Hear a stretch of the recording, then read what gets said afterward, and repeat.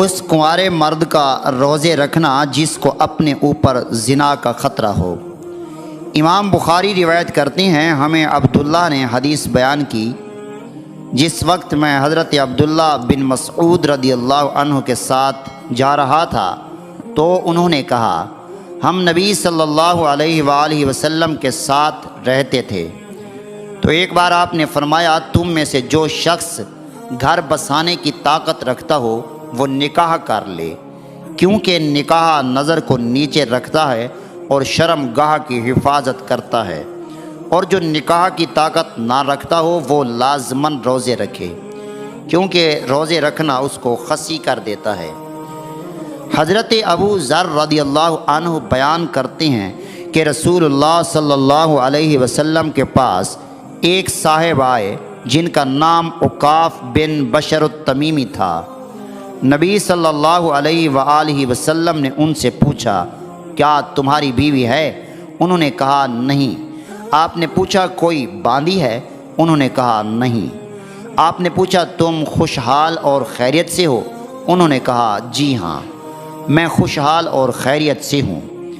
آپ نے فرمایا، تب تم شیاطین کے بھائیوں میں سے ہو، اگر تم نصارہ کے میں سے ہوتے تو ان کے راہبوں میں سے ہوتے۔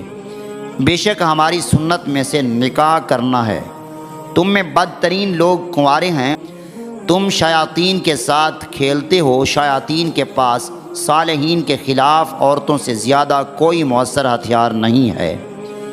ما سوا شادی شدہ لوگوں کے وہ پاکیزہ لوگ ہیں، بے حیائی سے بری ہیں۔ اے عکاف، تم پر افسوس ہے، یہ عورتیں حضرت ایوب، حضرت داؤد، کرسف اور حضرت یوسف علیہ السلام کے زمانوں کی عورتوں کی طرح ہیں۔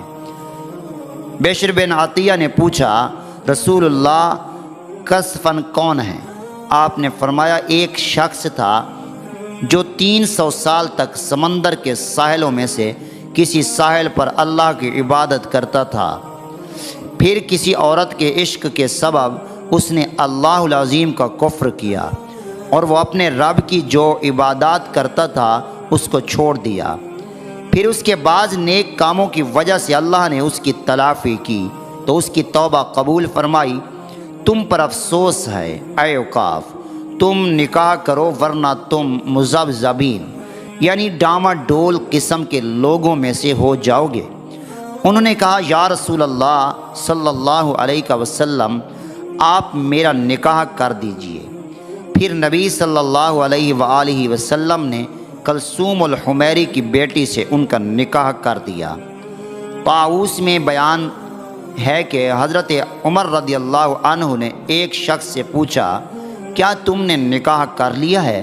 اس نے کہا نہیں۔ حضرت عمر نے کہا، تم احمق ہو یا بدکار ہو۔ ایک روایت میں ہے آپ نے کہا، تم نامرد ہو یا بدکار ہو۔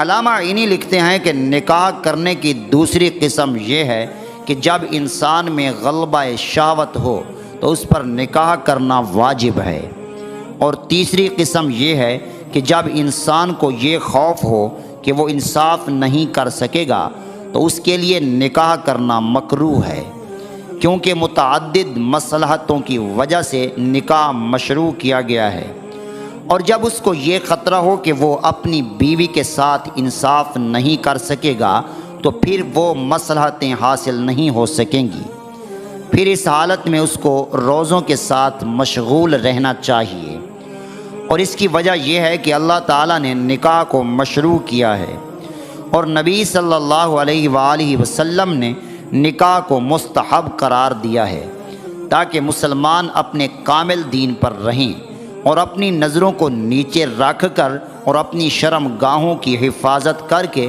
اپنے کمال دین پر قائم رہیں۔